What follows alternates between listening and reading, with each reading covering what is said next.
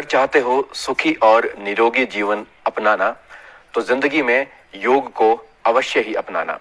तो हमारी जिंदगी में कौन कौन से स्वास्थ्य में जो विकार है उत्पन्न होते हैं और किस तरह से उनके हम पहचान कर सकते हैं, किस तरह से हम उनको उपचार भी कर सकते हैं, ये तमाम जानकारियां साझा करने के लिए आज हमारे साथ स्टूडियो में उपस्थित हैं प्रसिद्ध योग प्रशिक्षक श्री भूपेंद्र देव जी। भूपेंद्र जी, बहुत बहुत स्वागत है कार्यक्रम में। और इन तमाम योगासन क्रियाओं को करने के लिए आज हमारे साथ स्टूडियो में उपस्थित हैं योग प्रदर्शक दिलीप सिंह जी।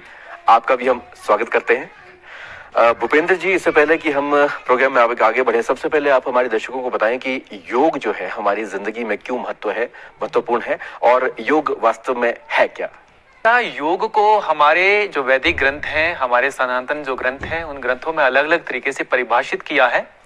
मैं अगर अपने व्यवहार की बात करूं कि मैंने योग को अपने व्यवहार में किस तरह से ढाला है और किस उस परिभाषा से मैं प्रभावित हुआ हूं, उसको मैं विशेष तौर पर आपको बताना चाहूंगा कि भगवत गीता की तरफ ले जाना चाहूंगा। भगवत गीता के दूसरे अध्याय में कहा है योगः कर्मसु कौशलम जी, यानी कि कर्मों की जो कुशलता है वो वही योग है। बिल्कुल। अब ये जानना बहुत जरूरी है कि ये कर्मों की कुशलता क्या है। तो कर्मों की कुशलता को जिस हिसाब से मैंने अपने जीवन में ढाला है वो इस तरह से ढाला है कि मैं जो भी कर्म करता हूं वो ईश्वर को समर्पित करते हुआ करता हूं जी। तो जब भी ईश्वर के लिए हम कोई भी कर्म समर्पित करते हैं तो उसमें तीन कंटेंट हमारे सामने रहते हैं। एक तो ये रहता है कि ईश्वर के लिए जो भी कर्म हम समर्पित करते हैं उसको हम दिल से करते हैं, चाव के साथ करते हैं, लगन के साथ करते हैं, मन के साथ करते हैं। और दूसरा, जब ईश्वर को हमने कोई चीज समर्पित कर दिया, समर्पण की भाव जहां पर आती है तो वो निस्वार्थ रूप से हम उस कर्म को करते हैं। और तीसरी अगर हम बात इसमें आपको कहें कि तीसरे रूप में जब हम ईश्वर को समर्पित करते हुए कर्म करते हैं तो वो जो कर्म बंधन वाला है वो एक सात्विक हो जाता है। और अगर हम बात करते हैं सीधे त्रिदोष के बारे में, ये त्रिदोष वास्तव में क्या होते हैं और हमारी जिंदगी में इनका एक तरह से क्या महत्व रहता है, इस तरह से आप बताएं। जी देखिएगा, इसको अगर हमने जानना है, त्रिदोषों को बहुत अच्छी तरह से अगर हमने जानना है तो हमें इसके लिए आयुर्वेद का सहारा लेना पड़ेगा जी। आयुर्वेद में कहा गया है कि दोष धातु मल मूलम ही शरीरम जी, यानी कि शरीर के जो मूल है, शरीर के जो आधार है, जिस पर शरीर हमारा खड़ा है, वो तीन चीजें हैं, दोष धातु और मल। और इसी को थोड़ा सा और बेहतरीन तरीके से परिभाषित किया आयुर्वेद ने स्वस्थ पुरुष के लक्षण के उसमें कहा है। क्या कहा है कि समदोषो समग्निश्च समधातु मल क्रिया प्रसन्न आत्मेंद्रिय मना स्वस्थ इत्याविद्यते, यानी कि दोष, अग्नि, धातु और मल, ये सारे के सारे शरीर के अंदर क्या होने चाहिए? सम होने चाहिए। सम का मतलब है हमारा संतुलित होना चाहिए, बैलेंस्ड होने चाहिए। और इसके साथ साथ क्या कहा है कि प्रसन्न आत्म इंद्रिय मना, क्या कहा है कि स्वस्थ पुरुष के लिए केवल ये चार चीजें ही समस्थिति में नहीं होनी चाहिए। इसके बाद और क्या कहा है? प्रसन्न आत्म इंद्रिय मना, यानी कि हमारी इंद्रियां, हमारा मन और हमारी आत्मा, ये तीनों प्रसन्न होनी चाहिए, तब जाकर के एक व्यक्ति जो है पूरी तरह से, एक पुरुष जो है पूरी तरह से स्वस्थ है। क्या बात, बहुत अच्छी बात है कि आपने इसको थोड़ा सा और बेहतर तरीके से अगर हम समझे तो इसमें तीन कंटेंट दे दिया आयुर्वेद जी। एक दे दिया शारीरिक, जिसमें क्या कहा उन्होंने कि दोष, अग्नि, धातु और मल, ये शरीर के हिसाब से दे दिए। और दूसरा दे दिया मानसिक। मानसिक में क्या कहा उन्होंने? इंद्रियां और मन हमारे प्रसन्न रहने चाहिए। और तीसरा इसमें आध्यात्मिक पड़ाव इन्होंने जोड़ दिया है, जिसमें क्या कहा कि आत्मा भी हमारे जो है प्रसन्न रहनी चाहिए। तो ये एक तरह से तीन गुण हैं जो हमारे अंदर होने चाहिए। अगर इसमें कहीं विकार आ जाता है तो ये तीन दोष भी हम इसे कह सकते हैं एक तरह से। और तीन आपने बात की थी दोषों की, तो इनका निर्माण किस तरह से होता है हमारे शरीर में जो है? जी, ये सबसे महत्वपूर्ण प्रश्न है। ये जो त्रिदोष है, त्रि का मतलब है तीन, दोष का मतलब यहाँ पे लिया है जब ये दूषित होते हैं तो शरीर में विकार पैदा करते हैं। तो ये तीन जो दोष होते हैं ये कौन कौन से होते हैं? वात, पित्त और कफ, ये तीन दोष होते हैं। अब देखिएगा, इन वात, पित्त और कफ के निर्माण के बारे में अगर जानना है हमें तो सबसे पहले ये जानना होगा कि इस ब्रह्मांड की जो उत्पत्ति हुई है, इस सृष्टि की जो उत्पत्ति हुई है वो पंचमहाभूत तत्वों से हुई है। बिल्कुल। और वो जो पंचमहाभूत तत्व है वो है अग्नि, वायु, आकाश, पृथ्वी और जल।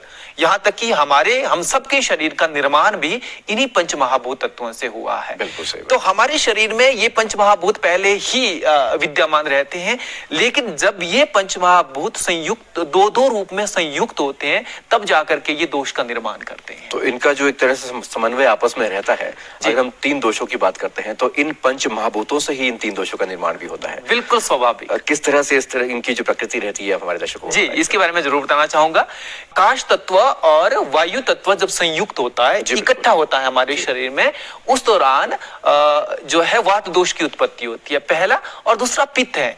पित्त के लिए अग्नि तत्व और जल तत्व जब संयुक्त होता है उस दौरान हमारे शरीर में पित्त दोष की उत्पत्ति होती है। तो कफ दोष में पृथ्वी तत्व और जल तत्व जब संयुक्त होते हैं उस दौरान जो है कफ दोष का निर्माण होता है, कफ दोष की उत्पत्ति होती है। तो इस तरह से हमारे शरीर में ये जो त्रिदोष हैं, इनकी उत्पत्ति हमारे शरीर में पहले से विद्यमान पंच महाभूत जब दो रूप में इकट्ठे होते हैं तब जाकर के जो है इसकी उत्पत्ति होती है। तो कौन कौन से विकार उत्पन्न हो सकते हैं अगर इन 3 दोषों की अगर हम बात करते हैं तो इसके अनुसार? देखिएगा, सबसे पहले ये जानना बहुत जरूरी है कि ये जो त्रिदोष है, ये त्रिदोषों की स्थिति हमारे शरीर में किस तरह से है वो मैं जरूर बताना चाहूंगा। त्रिदोष हमारे शरीर में 3 स्तर में रहते हैं। ये पहला स्तर होता है समस्थिति, और दूसरा स्तर रहता है इसमें क्षय, और तीसरा स्तर रहता है वृद्धि। अब देखिए, इसको अगर हम समझने का प्रयास करें तो समस्थिति का मतलब होता है बैलेंस स्थिति में। जब तक ये 3 दोष हमारे शरीर में बैलेंस की स्थिति में है, बैलेंस की स्थिति का मतलब है कि इनकी जितनी हमारे शरीर में जरूरत है उस हिसाब से है, तब तक हमारा शरीर पूरी तरह से स्वस्थ है। लेकिन जैसे इसमें क्षय और वृद्धि आ गई तीनों दोषों में, वैसे ही शरीर में विकृति आनी शुरू हो गई, शरीर में विकार आने शुरू हो गए। और यही विकार जो है पहले छोटे छोटे होते हैं लेकिन धीरे धीरे बहुत बड़े रूप धारण कर लेते हैं, जिसमें कैंसर जैसे रोग जो है इन त्रिदोषों के असंतुलन की वजह से पैदा होते हैं। यहाँ पे हम जानना चाहेंगे कि जो असंतुलन है किस तरह से आ जाता है हमारे शरीर में? क्या हमारी दिनचर्या इसके लिए जो है वो रिस्पॉन्सिबल होती है, या फिर हमारा जो लाइफ का जो पैटर्न है, बहुत सी चीजें हो सकती है? कौन कौन से इसके मेन कारक रहते हैं वो हमारे दर्शकों को आप जरूर बताएं। देखिएगा, ये प्रश्न सबसे बहुत बहुत बहुत ज्यादा जरूरी है। मैं अगर मेरे अनुभव के हिसाब से बात करूं तो मुझे तो एक ही कारण नजर आता है, एक ही कारण नजर आता है त्रिदोष के असंतुलन का, वो है इंसान का अप्राकृतिक होना। बिल्कुल सही बात। इंसान का नेचर के विरुद्ध जाना। जितना जितना हम नेचर से दूर होते जाते हैं जी, वो असंतुलन ऑटोमेटिकली बनना शुरू हो जाता है। जी, जैसे इंसान नेचर के विरुद्ध चला गया वैसे त्रिदोष वहां पर असंतुलित होंगे ही होंगे, क्योंकि त्रिदोष हमारे प्रकृति के साथ जुड़े हैं, पंचमहाभूत के साथ जुड़े हुए हैं।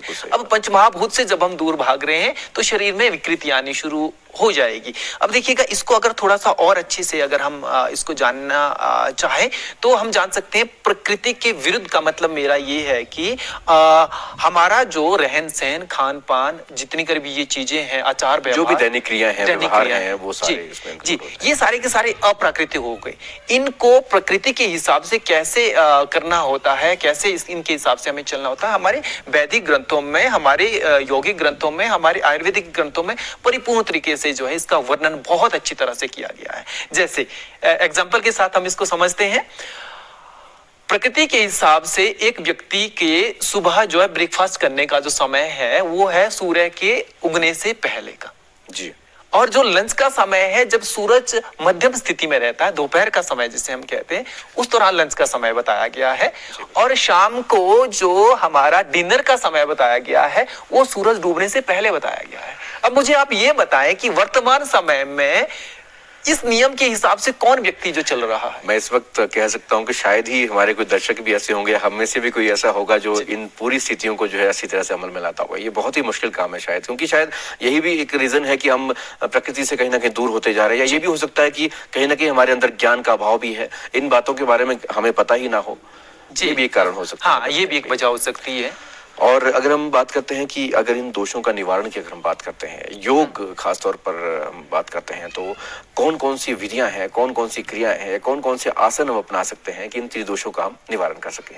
जी, देखिएगा, योग खुद में एक प्राकृतिक चिकित्सा पद्धति है। बिल्कुल, डेफिनेटली। और प्रकृति, हमारे शरीर की प्रकृति में अगर कोई विकृति आती है तो प्राकृतिक साधनों से अगर उसका उपचार किया जाए तो सबसे जो है बेहतरीन रिजल्ट हमें मिलेंगे।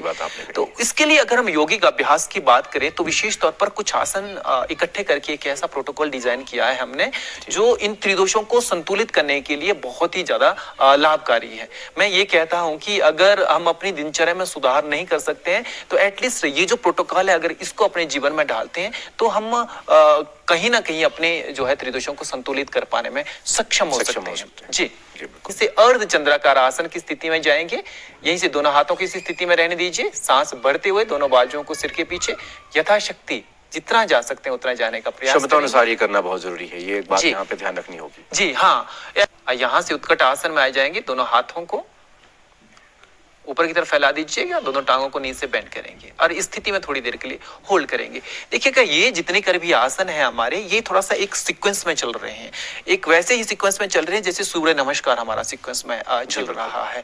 इसको इसलिए इस तरह से डिजाइन किया गया है कि आज के समय में लोगों के पास समय नहीं रहता है, तो समय नहीं रहने की वजह से लोग जो है योग को बहुत ज्यादा अपने जीवन में ढाल नहीं पा रहे हैं।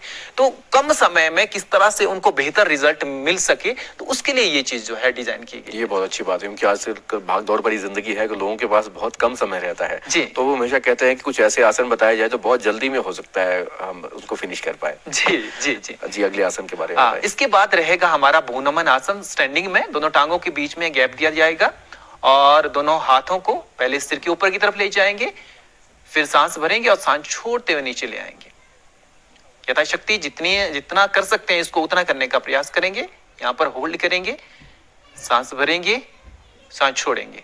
अब सांस भरते हुए राइट साइड की तरफ टर्न होंगे। जानुशीरासन, दोनों बाजुओं को अपने पैर के पंजों के पास ले आएंगे और अपने माथे को अपने जानों तक, अपने घुटने तक पहुंचाने का प्रयास करेंगे। यहीं से कोणासन में आएंगे। कोणासन में अपनी राइट बाजू को ऊपर की तरफ ले जाएंगे, थोड़ी देर के लिए होल्ड करेंगे। यहां पर सांस छोड़ते हुए वापिस, फिर सांस भरेंगे और सांस छोड़ते हुए दूसरी बाजू ऊपर की तरफ ले जाएंगे त्रिकोण आसन में। क्षणिक होल्ड करेंगे, फिर वापस आएंगे और यहीं से वीरभद्र आसन में आ जाएंगे। सांस भरते हुए अपने दोनों बाजुओं को सिर के पीछे ले जाने का प्रयास करेंगे। इसे कितनी बार दोहराना बहुत जरूरी होता है? अगर त्रिदोषों के संतुलन की अगर हम बात करें तो अगर इनको लगभग 3 से 5 बार अगर ये सारे आसन को रिपीट किया जाए, हाँ जी, कौन सा विकार इससे जो है दूर हो सकता है इस आसन से? ये क्या है कि तीनों दोषों में जो भी विकृतियां आती है उन तीनों दोषों की विकृतियों को संतुलित करने के लिए, समदृष्टि में ले आने के लिए, समस्थिति में लाने के लिए इस प्रोटोकॉल को डिजाइन किया गया विशेष तौर पर। तो त्रिदोषों के लिए विशेष तौर पर इसको रखा गया है। जी, बहुत अच्छी। जानुशीरासन, और यहां से वापस आ जाएंगे कोणासन में, फिर त्रिकोण आसन, ऊपर वाली बाजू नीचे और नीचे वाली बाजू ऊपर। ऊपर वाली बाजू को वापस लाएंगे स्टैंडिंग भूनमन आसन में। दोनों टांगों के बीच में गैप रहेगा। दोनों हाथों को जितना यथाशक्ति जितना नीचे की तरफ ला सकते हैं लाने का प्रयास करेंगे और उसके बाद उत्कट आसन में आ जाएंगे। उत्कट आसन को विशेष तौर पर चेयर पोज भी कहा जाता है। हम कुर्सी में जिस तरह से बैठते हैं उस तरह से जो है इस आसन में आने का प्रयास करेंगे। उत्कट आसन के बारे में मैं आपको बता दूं, उत्कट आसन विशेष तौर पर हमारी डाइजेस्टिव सिस्टम के लिए सबसे ज्यादा जो है कार्य करता है। डाइजेशन से रिलेटेड बहुत ज्यादा दिक्कतें प्रेजेंट टाइम में देखने को मिलती है क्योंकि खान पान बहुत ज्यादा बिगड़ गया है। सही बात आपने कही कि लोग खासतौर पर घर का खाना छोड़कर बाहर का खाना ज्यादा पसंद करना शुरू कर रहे हैं। जी, इस वजह से शायद ये प्रॉब्लम हो सकती है। इसी तरह से कॉन्स्टिपेशन के लिए बहुत ज्यादा है, तो ये आसन बहुत ही ज्यादा लाभकारी है। तो जब भी समय मिले तो इसको जरूर, हमारे दर्शकगण इसको जरूर कीजिएगा। उसके बाद आ जाएंगी हम तिर्यक ताड़ासन में। दोनों हाथों की फिंगर्स लॉक करेंगे, कमर से राइट साइड की तरफ जाएंगे, फिर धीरे से वापस लेफ्ट साइड, पुनः वापस आ जाएंगे और चंद्राकार आसन में दोनों हाथों को पीछे की तरफ यथाशक्ति अपनी क्षमता के हिसाब से धीरे से वापस ताड़ासन में। इस तरह से ये टोटल हमारी 20 आसन का एक सीक्वेंस है। ये त्रिदोषों के संतुलन के लिए विशेष तौर पर रखा गया है। ये बहुत जरूरी चीजें हैं। और हम बात करते हैं त्रिदोषों की जो विकृतियां हैं जी, किस तरह से उत्पन्न होती हैं, ये हमारे दर्शकों को आप जरूर बताएं। हाँ, देखिएगा सर, त्रिदोषों में जो विकृति उत्पन्न होती है, इससे पहले मैं आपको बताना चाहूंगा कि त्रिदोषों की कार्यविधियां क्या है हमारे शरीर के अंदर। तो देखिएगा, अगर हम वात दोष की बात करें तो वात दोष में दो जो है महाभूत तत्व है वो आपस में मिले हैं। एक हो गया वायु, एक हो गया आकाश। अब इन दोनों को पहले हम समझने का प्रयास करते हैं। जो वायु है, वायु का मतलब तो हमें सबको पता है। आकाश का मतलब होता है स्पेस, हमारे शरीर के अंदर खाली तत्व।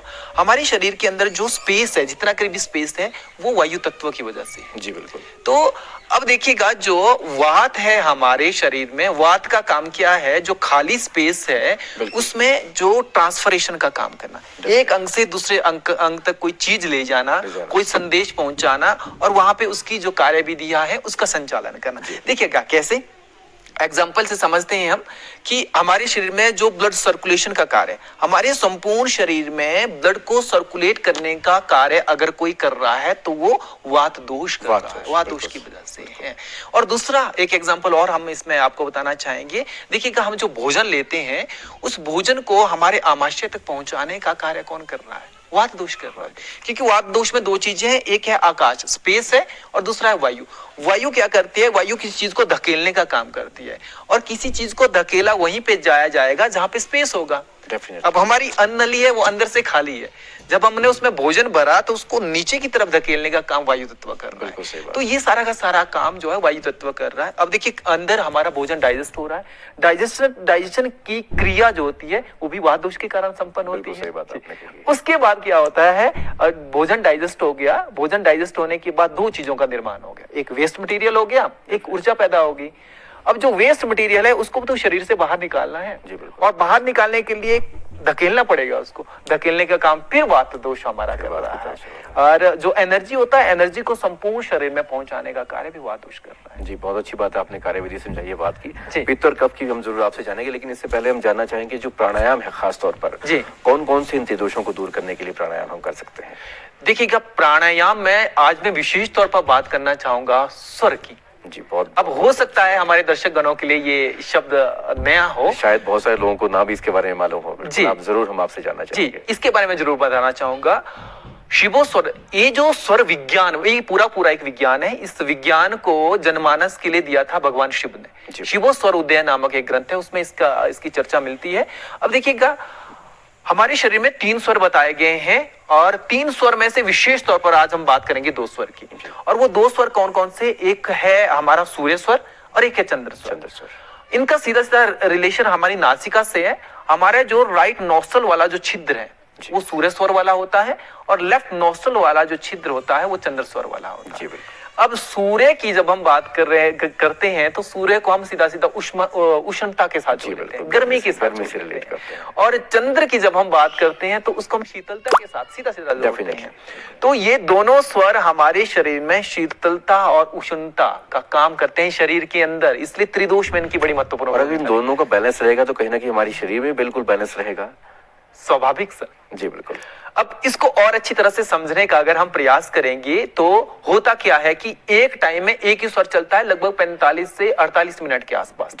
उसके बाद दूसरा स्वर जो है बदलता है। मान करके चलो अभी राइट चल रहा है तो 45 या 48 मिनट के बाद लेफ्ट चलना शुरू हो जाएगा। मैं थोड़ा दर्शकों के लिए जानना चाहूंगा कि कैसे हमें पता चल सकता है कि कौन सा स्वर किस वक्त चल रहा है, कैसे इसकी पहचान हो सकती है? कुछ थोड़ा सा तरीका अगर आप बिल्कुल इसको बताना चाहूंगा मैं कि स्वर को जानने के लिए क्या करना है हमारे को। पहले अपने किसी भी एक नॉस्ट्रल को बंद करेंगे, सांस खींचने का प्रयास करेंगे अंदर की तरफ और छोड़ देंगे, फिर दूसरे को बंद करेंगे, फिर सांस खींचने का प्रयास करेंगे और दूसरे से छोड़ देंगे।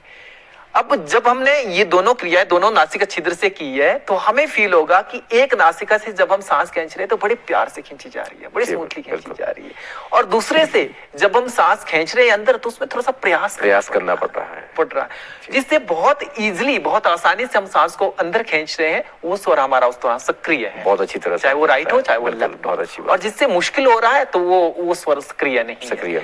अब देखिएगा, ये स्वर जब तक हमारे शरीर में बैलेंस की स्थिति में है, समझिएगा सर, जब तक ये बैलेंस की स्थिति में है तब तक क्या है, हमारा शरीर स्वस्थ है, हमारे त्रिदोष संतुलित है, त्रिदोष के साथ जोड़ना चाह रहा हूं मैं इसको। जैसे ही इन स्वरों में उतार चढ़ाव आना शुरू हो गया, यहाँ पे हमारा शरीर भी अस्वस्थ हो गया, मन भी असंतुलित हो गया और आत्मा तक जो है ये प्रभावित करता है हमारे। तो आज के इस पड़ाव के लिए, त्रिदोषों के संतुलन के लिए एक विशेष विधि डिजाइन की है मैंने स्वर विज्ञान के अंतर्गत, स्वर विधि के अंतर्गत।